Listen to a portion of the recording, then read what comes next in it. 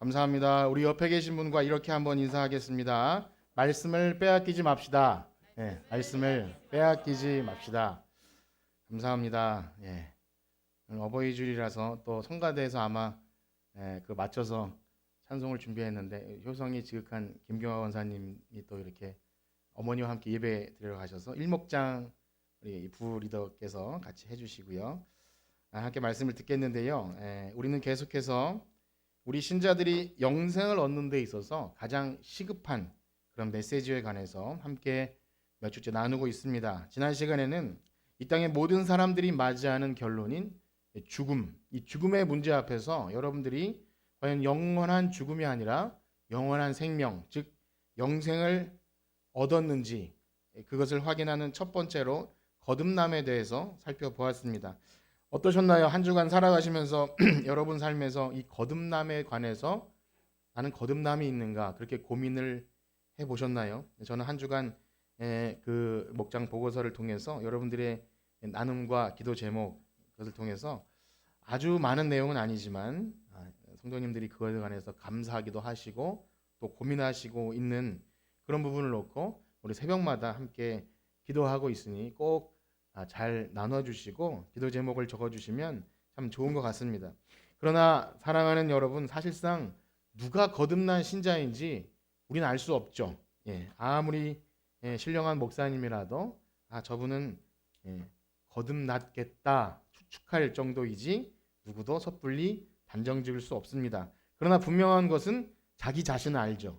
자기 자신은 말씀을 들으면서 과연 영생에 관해서 소망이 생겨나는지, 그리고 말씀을 들을 때 정말 그런 거에 관심이 생기고, 그리고 나의 행위를 돌아보게 되고, 그리고 나에게서는 영생을 얻는데 어떤 가능성도 없음이 깨달아질 때 더욱더 하나님께 매달리게 되는 것입니다. 그러한 은혜가 있기를 축복합니다. 이 일은요, 처음 믿은 사람들에게만 있는 그런 일이 아닙니다. 오래 믿었다고 할지라도 구원과 영생 그리고 이 거듭남의 부분이 성경에서 건드려질 때 자꾸만 자기 자신을 돌아볼 수밖에 없는 것입니다. 왜냐하면요, 구원은 하나님의 선물이지만 그것은 하나님의 편에서 그러하고 우리는요, 날마다 두렵고 떨림으로 구원을 이루어가는 것입니다. 우리가 이 땅에 육신을 입고 살아갈 동안에 또한 이 육신이 죄가 타고 들어오는 그런 통로가 되어서 또 죄와 피 흘리기까지 싸워야 하는 것이 우리의 이 끼인 현실입니다. 아직 완전히 완성되지 않은 이 상태에서 하나님 나라 바라보며 살아가는 우리의 현실이 그러합니다. 어떠십니까? 여러분 그러한 마음이 있으신가요?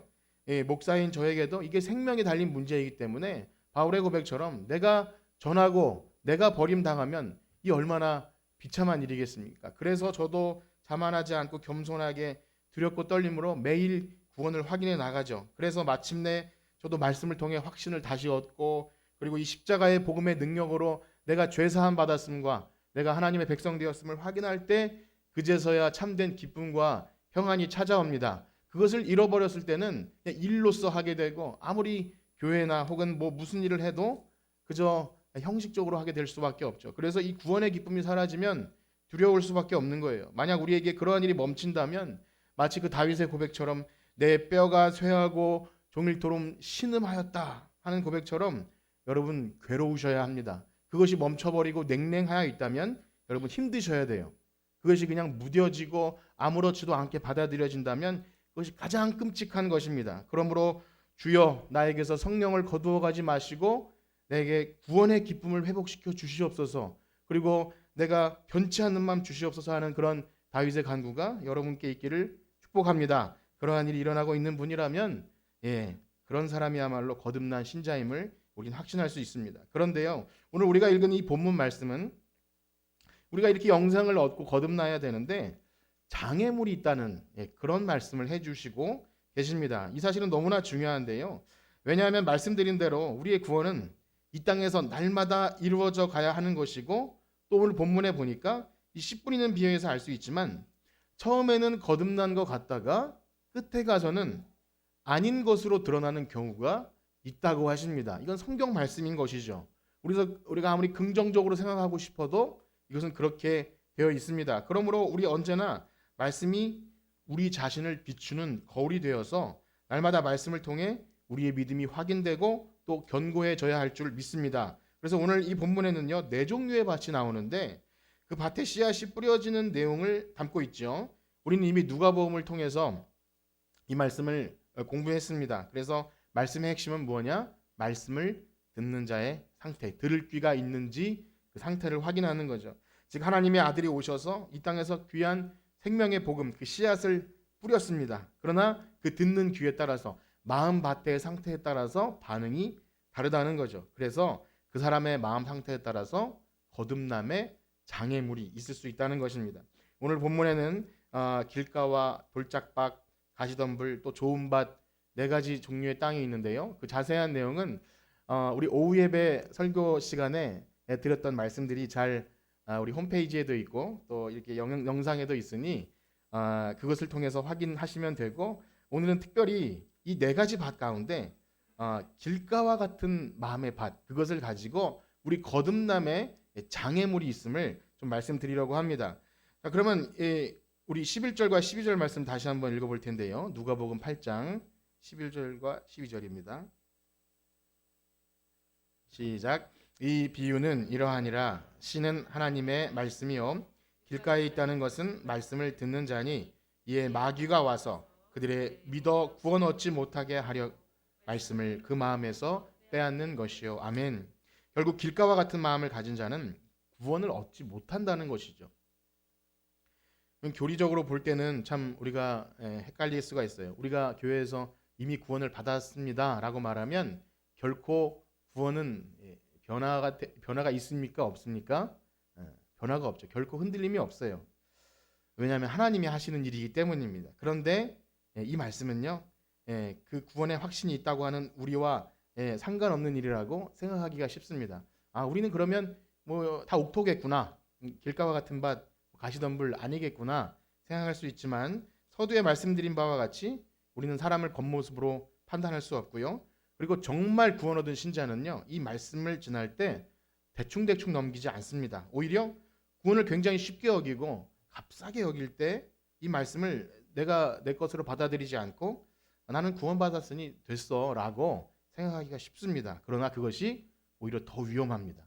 여러분 스스로를 잘 점검하셔야 됩니다. 잘못하다간 이 구원파적인 신앙에 빠질 수도 있는 거죠. 그렇습니다. 오늘 예수님께서 오늘 말씀을 통해서 거듭남의 문제를 사람의 마음의 밭과 연결하는데, 오늘 구원의 역사는 하나님의 말씀이 씨앗이 뿌려지는 것으로 출발하죠. 복음의 씨앗이 뿌려지는 것. 이렇게 여러분께서 말씀을 들으러 오시고 또 우리가 아는 사람에게 복음을 전하고 또 이렇게 전도 모임을 통해서 할 때 그것이 출발점입니다. 참 어떻게 보면 미련한 것 같고 이것을 과연 믿을까라는 생각이 들지만, 참 신기한 것은 로마서 말씀에 보면 이 복음을 전하는 일로부터 이 씨앗이 떨어진다 그러죠. 우리 그 말씀을 한번 읽어보겠는데요. 로마서 10장 14절 15절 말씀입니다. 화면을 보면서 한번 같이 읽어보겠습니다. 시작. 그런즉 그들이 믿지 아니하는 일을 어찌 부르리요? 듣지도 못한 일을 어찌 믿으리요? 전파하는 자가 없이 어찌 들으리요? 보내심을 받지 아니하였으면 어찌 전파하리요? 기록된 바 아름답도다 좋은 소식을 전하는 자들의 발이요. 아멘. 그러므로 사랑하는 여러분, 듣든지 아니 듣든지 여러분 이 복음 전하는 일을 쉬지 않기를 축복합니다. 저도 그러할 것이며 여러분도 마찬가지예요. 우리 가족에 대해서 좀 포기하기도 하고 안 되겠다라는 생각도 들고, 그렇지만 우리가 하는 일은 듣든지 아니 듣든지 하는 것이죠. 우리도 알지 못하는 사이에 그 미련한 전도를 통해서 하나님이 일하시는 거죠. 그렇습니다. 이 복음을 전하는 일은 참 미련해 보이지만 거기서 새 생명의 역사가 시작됩니다. 지금도 우리는 그 일을 하고 있는 것입니다.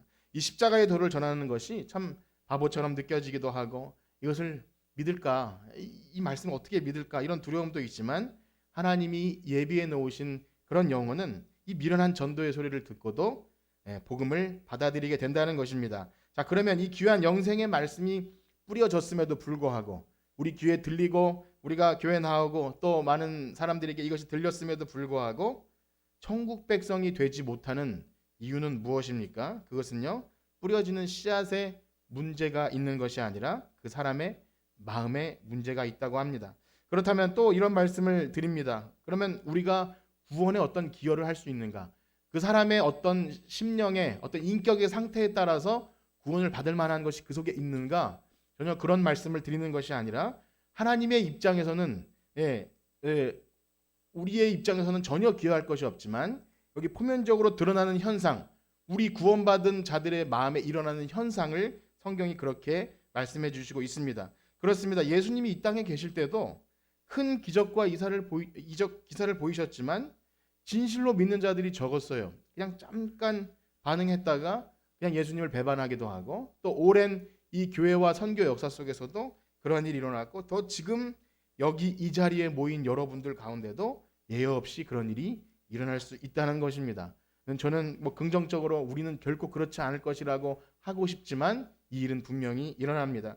그렇습니다. 우리가 말씀을 들었을 때도 불구하고 아직까지 하나님의 은혜에 관해서 또 무지하거나 혹은 나의 악한 행실에 관해서 처절한 그런 회개가 일어나지 않거나 혹은 영생을 소유하고자 하는 그 마음 갈망들이, 그런 거듭남들이 일어나지 않는다면 내 안에 어떤 장애물이 있음을 생각하셔야 됩니다. 내 안에 어떤 장애물이 있구나. 오늘 예수님의 비유의 말씀 속에 그 장애물의 실체가 이렇게 찾아볼 수 있는데요. 먼저는요, 길가와 같은 밭은요, 첫 번째로 그 바닥이 딱딱해서 그 속으로 뚫고 들어가지 못하는 첫 번째와, 두 번째는 그것이 땅 속으로 들어가지 못하고 방치되어 있을 때 새가 와서 그것을 먹어버리는데, 그것이 오늘 말씀해 보니까 마귀가 그것을 빼앗아갔다, 그렇게 표현합니다.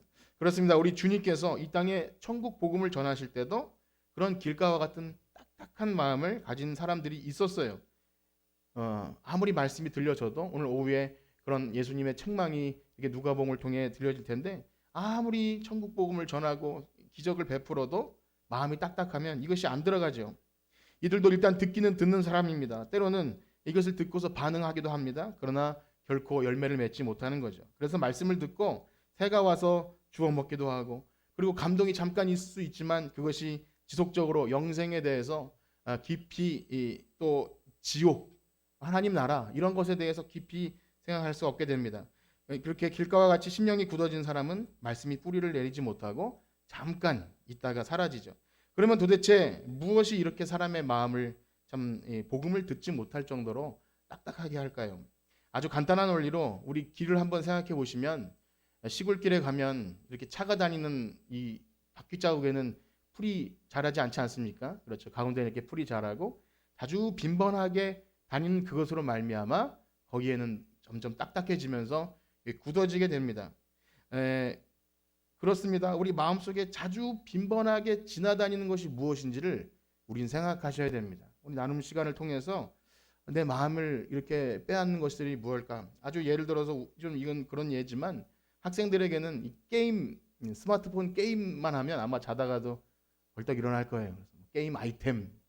또 어떤 자매들에게는 가방. 가방 얘기하면, 가방은 얼마나 무겁고 힘든 겁니까? 그러나 가방 얘기하면 기분이 좋아지죠. 어떤 자들은 부동산이나 혹은 건강식품이나 그런 성공에 대해서 들려질 때 아마 말씀을 듣다가도 좋은 말씀 해주시나, 이렇게 귀가 번쩍 뜨일 수 있어요. 마치 복음을 들은 양 막 흡수할 수 있는 것이 자기의 관심사이죠. 그렇게 마음을 딱딱하게 하는 것이 그 사람의 선입견이 될 수 있습니다. 그리고 삶에서 원튼 원치 않든 형성되어 온 불신앙적인 요소가 있을 수 있습니다. 우리의 마음 상태를 잘 살펴봐야 돼요. 재물의 욕심이나 개인적인 어떤 성취욕, 그리고 개인적인 상처일 수도 있고요. 악한 생활 습관일 수도 있습니다. 그것이 무엇이 되었든지 간에 하나님의 말씀이 우리 마음밭에 뚫고 들어오는 어떤 방해물이 있는지를 잘 점검하셔야 됩니다. 나는 왜 예수 믿었는데도 변함이 없고 나는 믿음이 자라지 않는가? 목사님이 못해서 그럴 수도 있을 가능성이 있지만, 그걸 전 부인하지는 않겠지만, 그러나 여러분, 성경은 뭐라고 말씀하시죠? 듣든지 아니 듣든지 하나님의 말씀을 들었을 때 그 사람의 마음의 반응, 그렇습니다. 무엇보다 자기 중심적인 생각들, 내가 이 우주의 중심이라고 생각하고 내가 모든 것을 판단하는 재판장처럼 살아가는 사람들은요, 예수님이 주인이시다라는 말을 결코 받아들일 수 없어요. 나는 하나님의 진노로 말미암아 마땅히 죽어 지옥 갈 백성이다라는 말을 결코 받아들이지 못합니다. 난 그 정도는 아닌데라고 생각할 수밖에 없죠.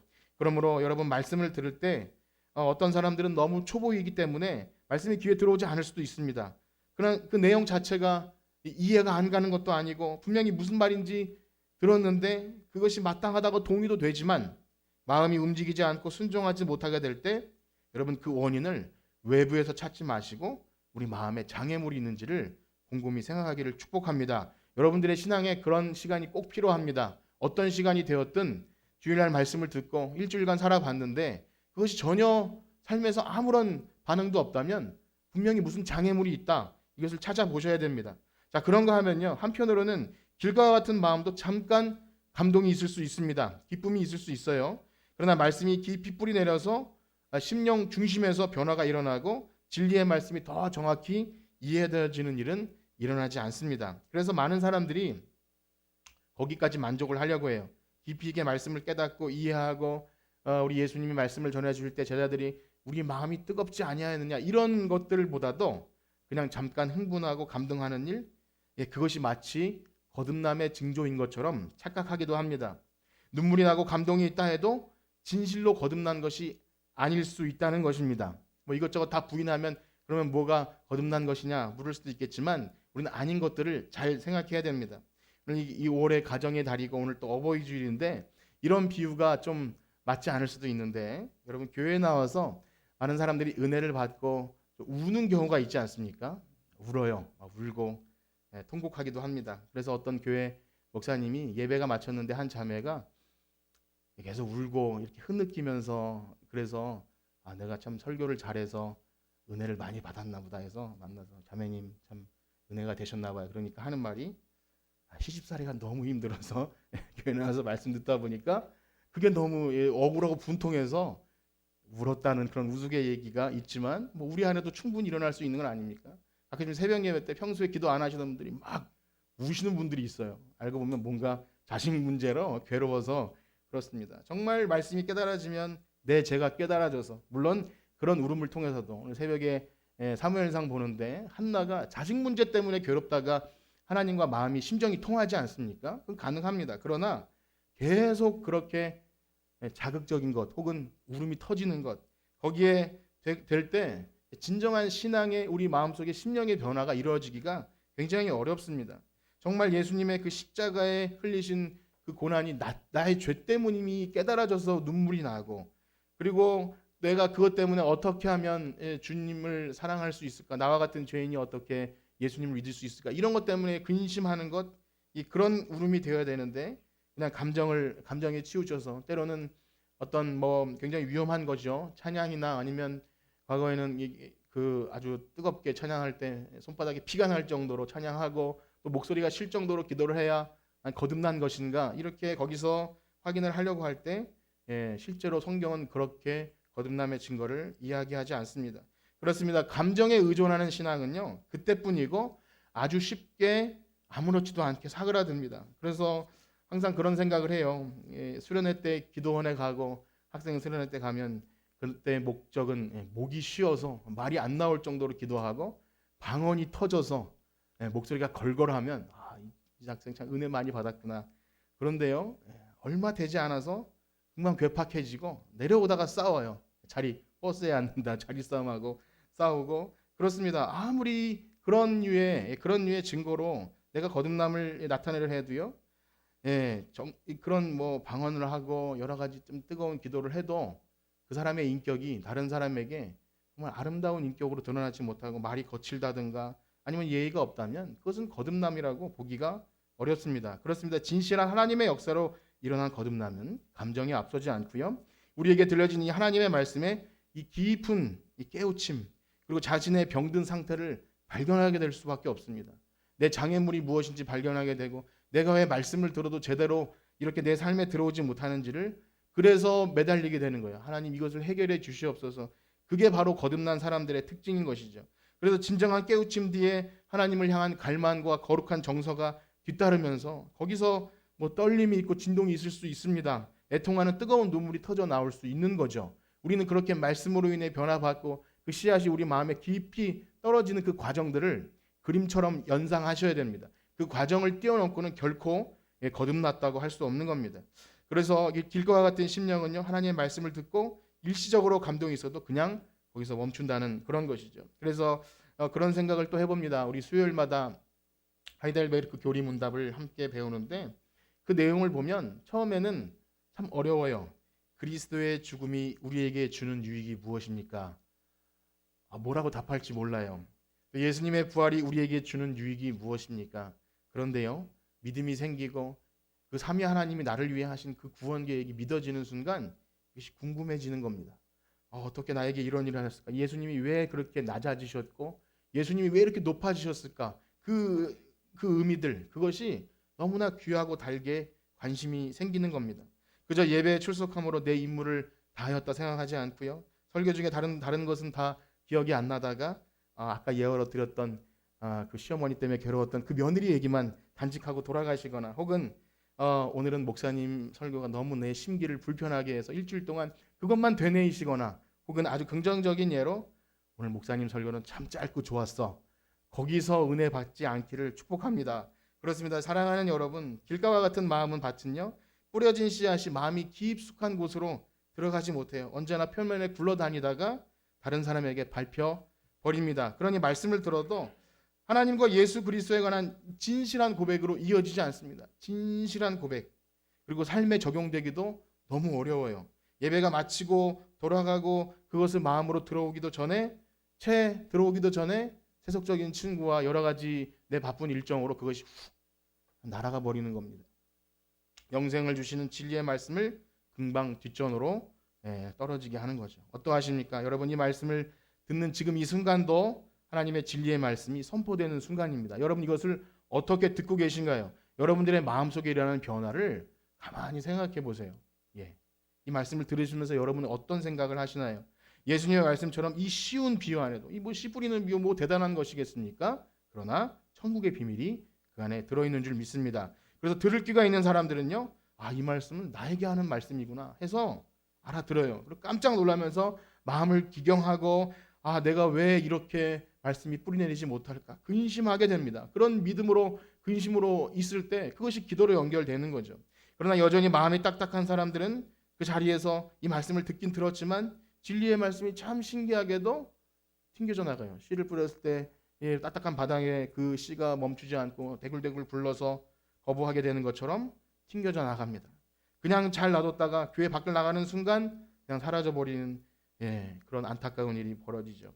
제가 이 말씀을 전하면서도 아마도 어떤 설교자도 마찬가지겠지만 하나님의 말씀이 여러분들의 심령에 들어가서 그것이 떨어져서 뿌리를 내리고 싹이 나고 열매 맺는 것 다 바라는 바입니다. 그리고 참되신 하나님께 돌아와서 영생을 소유하는 그런 영광스러운 일 보는 것 아마 어떤 목사님, 어떤 설교자도 정말 영광스럽게 바라는 소망일 거예요. 참으로 안타까운 현실은 예수님도 그러하지 못했다는 거죠. 그리고 어떤 교회 현장에서나 그런 단단한 길가와 같은 마음이 있다는 것입니다. 만약 여기 앉아 계신 여러분들 가운데도 어떤 말씀을 들어도 계속 길가와 같이 있기를 바라신다면 소망이 없습니다. 아무리 천국복음이 선포돼도 천국문은 그에게 허락되지 않습니다. 그래서 어떤 그 유명한 슬퍼천 목사님도요, 비롯한 많은 설교자들이 이런 말씀을 하십니다. 길가와 같은 단단한 마음을 가지고서 계속 예배에 참석해서 하나님의 말씀을 듣는 것은 정말 무서운 일이다. 다시 한번 읽어드릴게요. 길가와 같은 단단한 마음을 가지고서 계속 예배에 참석해서 하나님의 말씀을 듣는 것은 정말 무서운 일이다. 왜냐하면요, 말씀을 듣고 그 말씀이 나의 삶의 전환점이 되어야 되는데 오히려 그 말씀으로 자신이 더 단단해질 수도 있어요. 강팍해지기도 하고요. 그런 무서운 일을 그런 목회 현장에서 경험했기 때문에 그런 이야기를 합니다. 처음에는 그렇지 않았지만 점점 무감각해지고 그것이 반복될 때 마음이 점점 단단해지고 설교를 평가하게 되고 흠을 잡을 수밖에 없는 것이죠. 이것은 누구도 말릴 수 없는 일입니다. 어떠하십니까? 여러분, 이 정도 메시지면 앉아 계신 여러분들의 마음을 충분히 불편하게 해드렸을 것이라고 생각이 됩니다. 그렇다면 여러분들의 이 마음에 일어난 변화를 가만히 생각해 보십시오. 나는 이 메시지를 어떻게 듣고 있는가? 여러분, 진정 우리를 살리는 생명의 말씀은요, 죽을 길로 가는 사람들에게 욕을 해서라도 이 독사의 자식들아 욕을 해서라도 돌아오게 만드는 것이 복음인 줄 믿습니다. 그래서 예수님과 세례 요한이 이 땅에 오셨을 때 얼마나 찰지게 욕을 하셨는지 몰라요. 우리 성경에서 아주 거룩하게 하지만 독사에 막 아주 그냥 개욕을 한 거나 마찬가지예요. 왜? 화가 나더라도 그 얘기를 듣고 난 그 정도는 아니야. 그래서 와서 말씀을 들어보니 난 그 정도인 아니 그 정도보다 훨씬 밑바닥임을 발견하게 될 때 거기서 거듭남이 시작하는 것입니다. 사랑하는 여러분, 간절히 바라고 소망하는 것은 만약 이 말씀을 들으시는 중에 나의 마음에 장애물이 발견됐다면 성령의 도우심을 간구하길 축복합니다. 여러분들의 딱딱해진 마음을 열고 길가와 같은 마음을 갈아내고 기경하고 옥토로 바꾸신다면 생명의 말씀이 뿌리가 내려지고 싹이 내리는 그런 열매를 맺는 일이 일어나는 줄 믿습니다. 하나님은요, 구하는 자에게 결코 성령을 주실 것입니다. 자, 그런가 하면 두 번째로 길가와 같은 밭에는요, 그 딱딱함 자체도 문제지만 그것을 그냥 방치했기 때문에 새들이 와서 그것을 주워 먹는다 그러죠. 예수님은 그것을 마귀의 역사라고 그렇게 말씀하십니다. 우리 12절, 8장 12절 말씀 읽어보겠습니다. 시작. 길가에 있다는 것은 말씀을 들은 자니 이에 마귀가 가서 그들이 믿어 구원을 얻지 못하게 하려고 말씀을 그 마음에서 빼앗는 것이요. 사랑하는 여러분, 마귀의 존재에 대해서 우리 인식하고 계십니까? 오늘날과 같이 참 과학이 발달한 시대, 참 첨단 우주 과학과 이런 뭐 우주의 비밀을 다 안다고 하는 이 시대에 그런 것이 어디 있어라고 반문할 수 있지만 여러분, 우리는 영적인 존재이지요. 보이지 않는 세계가 있다는 것을 알고 있습니다. 특별히 마귀는 존재합니다. 마귀는 그런데 언제 가장 많이 역사합니까? 한 영혼이 죄에서 노임받고 마귀의 자녀에서 하나님 자녀로 될 때 이 생명 얻는 일을 마귀는 가장 싫어하고 그것을 가장 방해합니다. 그것에 가장 마귀는 방해 공작을 하죠. 그래서 교회에 누가 처음 나오고 믿음이 생기고 이렇게 신앙생활을 하려고 할 때 참 여러 가지로 역사하는 것을 많이 보게 됩니다. 그렇기 때문에 마귀는 사실상 이 믿지 않는 죽은 자들에게는 별로 관심이 없어요. 여기 이 구원계획, 하나님께서 이루시려고 하는 구원계획 그 핵심에 마귀는 들어와 있어요. 그래서 예수님께서 사역하기에 앞서서 마귀와 와서 시험하지 않습니까? 그것을 방해하기 위해서 마귀와 와서예요. 그래서 정말 성령이 역사하는 교회, 주님께서 일하고자 하실 때 마귀 역사가 얼마나 많은지 모릅니다. 그렇다고 여러분 지금 옆에 혹시 마귀가 와 있는 건 아닌가 옥삭이실 필요는 없으세요. 네, 마귀는 뿔 달고 꼬리 있고 창 들고 이런 존재가 아닙니다. 왜냐하면 마귀는요, 다 이 마귀에 대해 다 다룰 수 없지만 그 영적인 존재는요, 에베소서 6장에 보면 우리 신자들이 정말 영적인 무장을 전신갑주를 입고 대적해야 될 정도로 그러한 존재입니다. 성경은 마귀의 존재에 대해 항상 얘기합니다. 그러므로 우리는 이것을 생각하셔야 됩니다. 우리가 진리의 말씀을 들었음에도 불구하고 그 말씀에 우리가 순종하지 못하게 될 때, 또 영적인 침체에 빠지게 될 때, 또 나를 시험에 들게 하는 그 모든 요소 가운데 외부에 문제가 있다고 생각하지 마시고 마귀가 역사하는구나. 여러분 이런 생각을 하길 축복합니다. 그걸 인식하는 것이 매우 중요해요.